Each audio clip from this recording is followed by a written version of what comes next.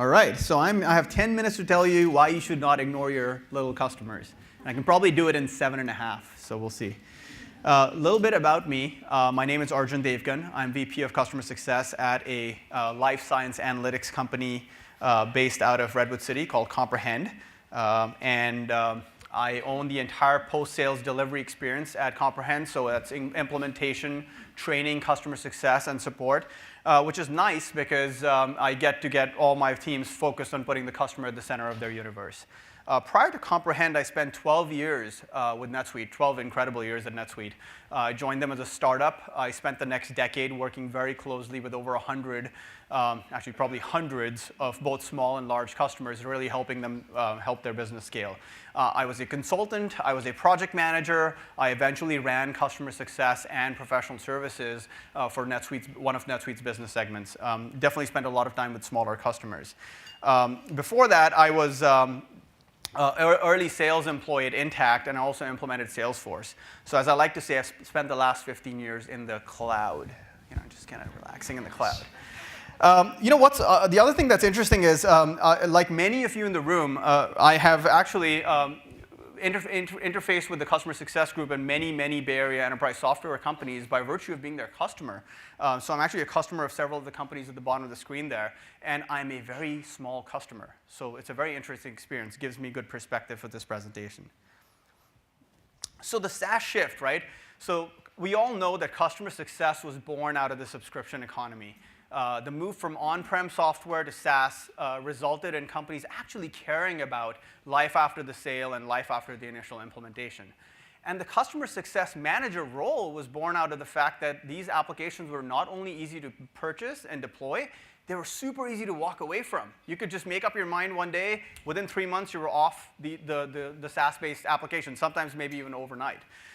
So the customer success role was really revolved around earning that renewal, driving user adoption, creating customer advocates, uncovering upsell opportunities. And essentially, what your CSM role is doing is balancing all of those things. There are a bunch of buzzwords on the screen, but they're balancing all of these things, maybe more. And I think the other thing that was very unique about SaaS was you're doing all of that managing multiple accounts, tens, hundreds maybe, right? No one's shared stories with me about thousands so far, but hundreds certainly. And you have to do it remotely. So remote, multiple accounts. And what ends up happening here is if you're remote, you're time slicing, you've got multiple customers asking for your attention, what do? You prioritize. How do you prioritize, or how does your company tell you to prioritize? They tell you to sort by ACV, to look at company size, annual revenue. You focus on your enterprise customers. You create a lighthouse program which has strategic accounts in it. Or you just go where the biggest fire is, right? And we all know what the problem with that is, right? Biggest, baddest, richest. That's what we're focusing on. We're always focused on the top of the list, and many companies are ignoring the customers on the bottom half, bottom quarter of that list, just not attending to them, right? I was recently talking to somebody about, essentially someone who gives the same customer success manager both enterprise accounts and small accounts. Those small customers probably never get a call. So I'm here to tell you three reasons why you shouldn't ignore your little customers. So one, as I said, the way SaaS is consumed and deployed these days, something like 93% of enterprise software companies have SMB as a key market segment for them. So you look at the marketing material, you look at the website, there's all these Fortune 500 logos on there, but if you look under the covers, you will find that a large chunk of their subscription revenue is based on a large volume of low ACV accounts. And essentially, these customers, the beauty of SaaS is that whether you're trying to break $10 million, $100 million, $1 billion in annual revenue as a company, this, having high retention rates with this SMB market gives you a guaranteed base of revenue that you can carry forward year over year. And essentially, any incremental customer acquisitions you have can contribute directly to your top line year-over-year growth, which we know which is how SaaS companies are valued. And you ignore enough of these small customers, you get my point here. Secondly, we all know this, right? We all talk about how creating customer advocates essentially is the best way to sell and market your product. But essentially, how many of us are part of organizations that are truly laser-focused on creating customer advocates out of every single customer, not just the big enterprises, right?